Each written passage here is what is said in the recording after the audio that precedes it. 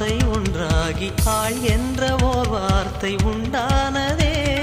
காதல் என்ற மந்திரத்தின் மாயம் என்ன, கல்லும் முள்ளும் இப்போது பூவானதே. வானவில்லின் துண்டொன்று மண்ணில் வந்து யாருக்கும் சொல்லாமல் பெண்ணானதே. தென்மேற்கு பருவ